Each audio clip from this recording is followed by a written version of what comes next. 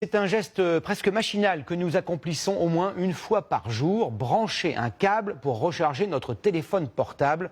L'association UFC Que Choisir nous invite à la prudence. Les tests qu'elle a réalisés montrent que la moitié de ces chargeurs ne seraient pas aux normes. Quels sont les risques? Valentin Després et Christophe Moutot ont enquêté. C'est un petit boîtier et un fil en apparence inoffensif.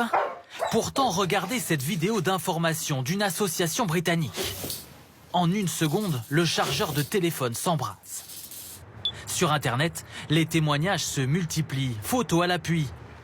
Dans son mensuel à paraître demain, cette association de consommateurs tire la sonnette d'alarme. Parmi les 20 chargeurs qu'elle a testés en laboratoire, plus de la moitié ne respectent pas les normes européennes de sécurité.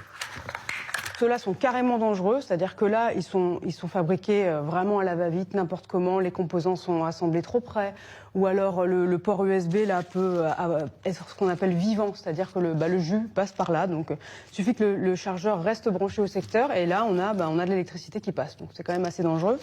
Des modèles pour la plupart bas de gamme, importés de Chine sans aucun contrôle et vendus à très bas prix sur Internet. En rayon, certains clients sont particulièrement méfiants. Quand il faut changer, j'achète la marque de mon téléphone. Je regarde qu'il y ait bien le CE, le logo, que ce soit aux normes européennes, notamment pour les questions de sécurité, pour éviter les incendies.